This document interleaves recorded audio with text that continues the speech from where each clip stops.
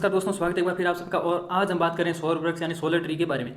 तो भारत के वैज्ञानिक औद्योगिक अनुसंधान संस्थान परिषद और केंद्रीय मैकेनिकल इंजीनियरिंग अनुसंधान संस्थान यानी CSIR और CMERI द्वारा विश्व का सबसे बड़ा सौर पेड़ विकसित किया गया है, जिसको इस पेड़ को CSIR और CMERI की आवासीय कॉलोनी दुर्गापुरा वेस्ट बंगाल में स्थापित किया गया है। अब बात करते हैं इसके बारे में मुख्य जानकारी, यानी क्या क्या मुख्य बातें हैं, यानी उसकी क्या क्या मुख्य जानकारी है इस पेड़ के बारे में। तो CSIR और CMRE द्वारा विकसित पेड़ की जो 1 घंटे में जो बिजली उत्पादन करने की जो क्षमता है वो है 11.5 किलो वाट पीक की दर से उत्पादन कर सकती हैं। इसमें हरित ऊर्जा यानी क्लीन एंड ग्रीन एनर्जी उत्पादन करने की वार्षिक जो क्षमता है वो है 12,000 से लेकर के 14,000 यूनिट है। विश्व का सबसे बड़ा सौर पेड़ है, यानी यह विश्व का सबसे बड़ा सौर पेड़ है, विश्व का सबसे बड़ा सौर वृक्ष है। इस वृक्ष को न्यूनतम छाया क्षेत्र में सुनिश्चित करने के लिए इस तरह से निर्मित किया गया है कि सौर वृक्ष का उपयोग किसानों के उच्च क्षमता वाले पंप, ई ट्रैक्टर्स,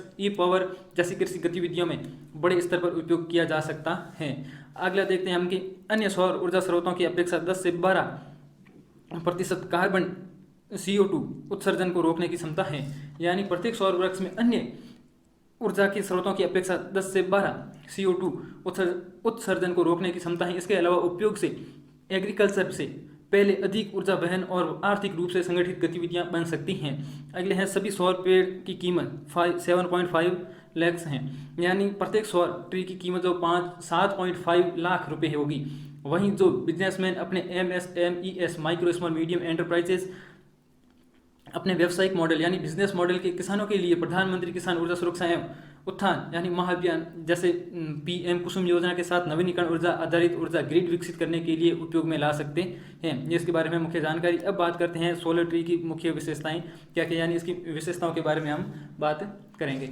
आगे देखते हैं सूर्य के अधिकतम प्रकाश को प्राप्त किया जा सकता है, यानी सौर वृक्ष को इस तरह से विकसित किया गया है कि इसके प्रत्येक पैनल के द्वारा सूर्य की अधिकतम प्रकाश को प्राप्त किया जा सके व इसके नीचे के तो क्षेत्र में कम से कम छाया क्षेत्र को सुनिश्चित किया जा सके।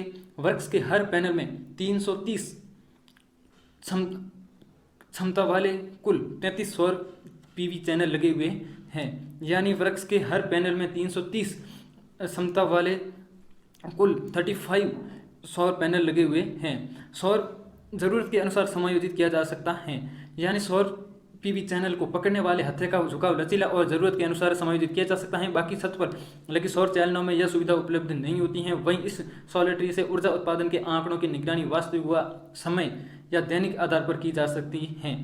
IoT सुविधाएं उपलब्ध हैं। कृषि क्षेत्र में 24 घंटे बिजली, CCTV निगरानी, वास्तविक समय पर आर्द्रता की स्थिति, हवा की गति आदि का भी पता लगाया जा सकता है। यानी सौर वृक्ष को IoT सुविधाएं यानी कृषि क्षेत्र में एग्रीकल्चर में 24 घंटे की बिजली, CCTV निगरानी, वास्तविक समय पर आर्द्रता की स्थिति, हवा की गति, वर्षा की यानी बारिश की भविष्यवाणी व मिट्टी के विश्लेषण सेंसर का उपयोग करने की क्षमता भी इस पेड़ में है।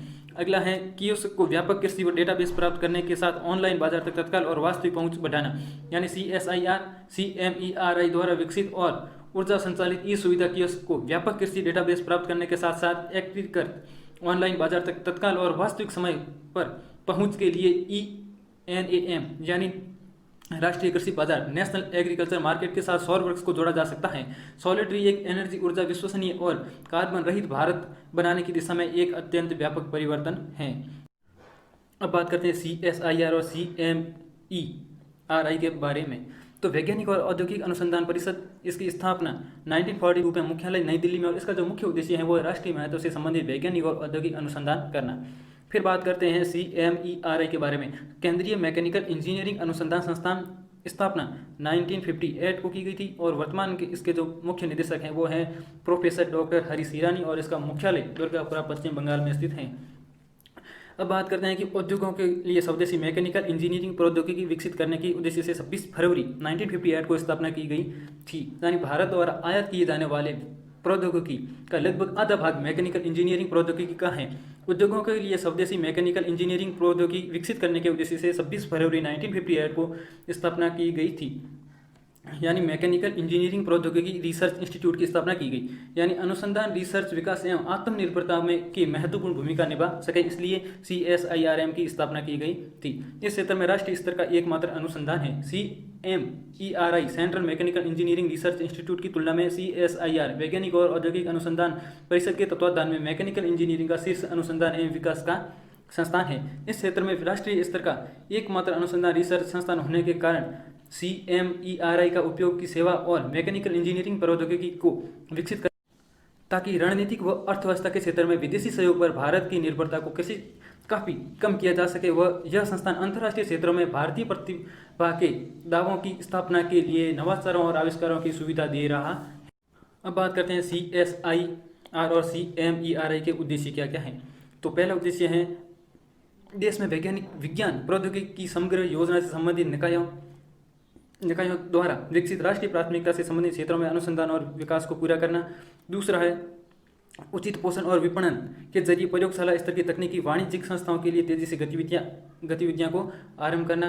तीसरा है संस्थागत स्तर पर अनुसंधान को बढ़ावा देने के लिए अनुसंधान एवं विकास सेवाओं के लिए विस्तार के माध्यम से वित्त और संसाधनों का निरंतर प्रवाह सुनिश्चित करना। राष्ट्रीय प्राथमिकता के अनुसार सार्वजनिक व निजी क्षेत्र के उद्योगों द्वारा प्रायोजित अनुसंधान एवं विकास का प्रावधान करना। स्वदेशी प्रौद्योगिकी के निरंतर सुधार की और निर्देशित अनुसंधान विकास करना। और अगला है देश में आत्मनिर्भरता का ध्यान रखते हुए सामाजिक आर्थिक औद्योगिक आवश्यकताओं के अनुसार नई प्रौद्योगिकियों के विकास के लिए अनुसंधान एवं विकास करना। स्थानीय संसाधनों के इस्तेमाल पर जोर देना व उचित और वैकल्पिक तकनीकों पर अनुसंधान एवं विकास आरंभ करना।